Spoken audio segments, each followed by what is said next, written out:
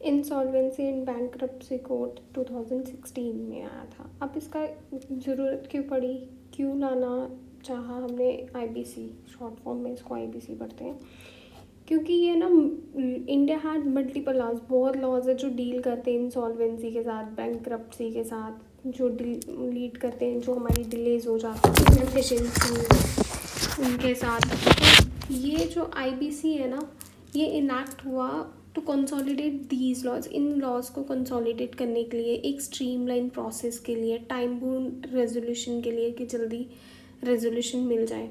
अब इसका ऑब्जेक्टिव क्या था कि सारे लॉज को एक जगह लाना, इंश्योर करना कि हमें टाइमली रेजोल्यूशन मिल जाए, मैक्सिमाइज़ करना value asset for stake holders को, प्रमोट करना एंटरप्रेन्योरशिप को और अवेलेबिलिटी ऑफ क्रेडिट, मतलब एंटरप्रेन्योरशिप बढ़े, बैलेंस इंटरेस्ट ऑफ सबके इंटरेस्ट को पूरा करना, मतलब स्टेक होल्डर्स ज़्यादा से ज़्यादा आए यहाँ पे, इंक्लूड क्रेडिटर्स, डेप्टर्स, उन सब की बातों को सुनना, उनको अच्छे से हमारी इकोनॉमी ग्रोथ में जो हेल्प करे।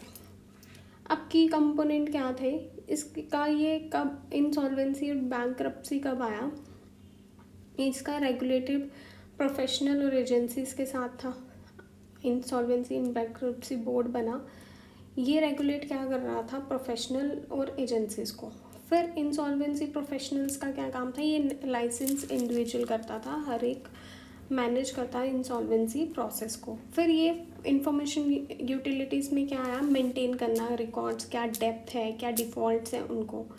फिर ये authorities and National Company Law Tribunal आई जो हैंडल करती थी कॉर्पोरेट के इंसॉल्वेंसी को। डेप्थ रिकवरी डीआरटी ट्रिब्यूनल आया जो हैंडल करता है इंडिविजुअल और पार्टनरशिप की शिप को।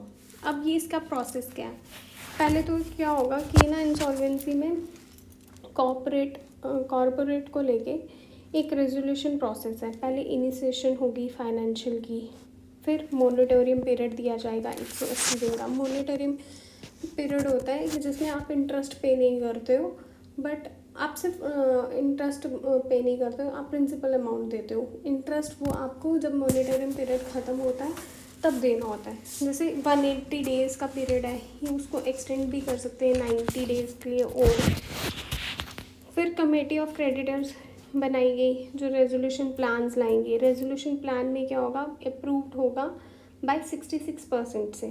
फिर outcome, if no plan is approved, कोई अगर प्लान अप्रूव नहीं होता है तो कंपनी का प्रोसेस किस में चले जाएगा, लिक्विडेशन में। प्री पैकेज्ड क्या होगा, माइक्रो, स्मॉल, मीडियम, इसमें सब इंट्रोड्यूस किया गया। एलोज किया गया डेप्टर्स को कि आप आओ यहाँ पर प्रोसीडिंग्स, प्री नेगोशिएशन प्लान्स लाए गए, अप्रूवल्स लाए गए। फिर अचीवमेंट क्या है, इनकवरी रेट्स इम्प्रूव हुआ, टाइम बाउंड रेजोल्यूशंस मिलने लगे, एनहांस हुई क्रेडिट कल्चर को, इंक्रीज़ हुआ हमारा इन्वेस्टर कल्चर कॉन्फिडेंस। चैलेंजेस क्या है, अभी भी कभी कभी डिले हो जाता है जो एक्सीड हो जाता है पूरे 1 साल तक। कैपेसिटी कंस्ट्रेंट्स की हमें मतलब एनसीएलटी पे ना बर्डन बन जाए, ट्रिब्यूनल्स पे बर्डन है। लो रिकवरी है कुछ केसेस में, फ्रीक्वेंट अमेंडमेंट्स आ रही हैं, उसकी वजह से भी ये हो रहा है। अब करंट अफेयर के साथ देखा जाए तो मई 2025 में एवरी कंपनी गोइंग लिक्विडेशन में चली गई। 2 और अचीविंग सक्सेसफुल, दो को ही रेजोल्यूशन मिला आईबीसी फ्रेमवर्क में।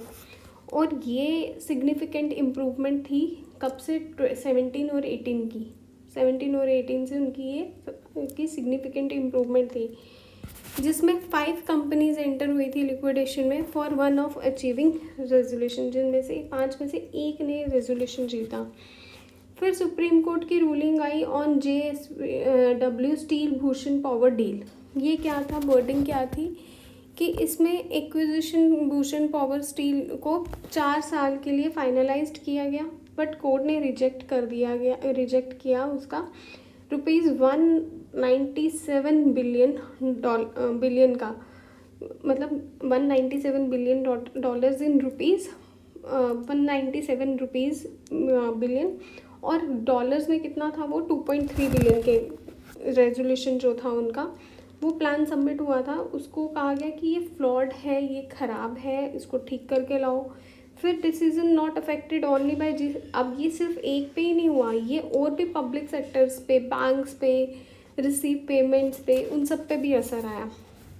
फिर अमेंडमेंट्स लाई गई जिसमें commission of competition commission of India ने अप्रूवल की लॉज को मॉडिफाई किया, जिसमें अप्रूव किया गया कि ओनली सिर्फ एक ही एंडोसोट कमेटी होगी जो रादर देन बिफोर, जो पहले से थी। और इनका एम क्या होगा कि एक रेजोल्यूशन लाना, एक प्रोसेस लाना जो स्टीमलेसली सबके लिए फॉलो हो सके, मल्टीपल्स लॉस नहीं लाना। तो ये IRDA के इनिशिएटिव क्या है, ये IREDA initiative insolvency proceeding against Gensol Engineering May 15, 2025 में Indian Renewable Energy Development Agency लाई गई। ये रिन्यूएबल एजेंसी लाई गई। इसमें क्या है, इन्होंने पिटीशन फाइल की कि उनको जो लोन है वो डिफ़ॉल्ट है, उनका जो रिन्यूएबल एजेंसी का जो लोन है वो डिफ़ॉल्ट है। कितना डिफ़ॉल्ट है? ₹510 करोड़।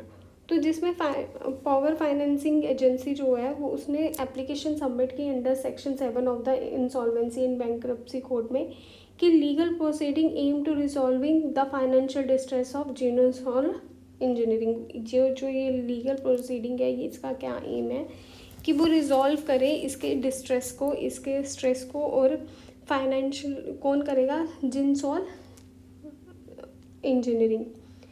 अब इसका कंक्लूजन क्या है? ये ट्रांसफॉर्मेटिव रिफॉर्म है फाइनेंशियल लैंडस्केप के लिए, इंडियन लैंडस्केप के लिए।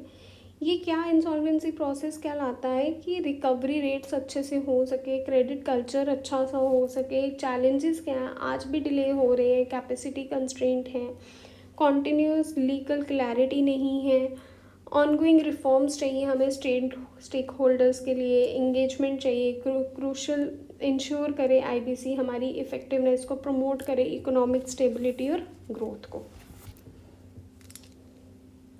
राधे राधे राधे राधे।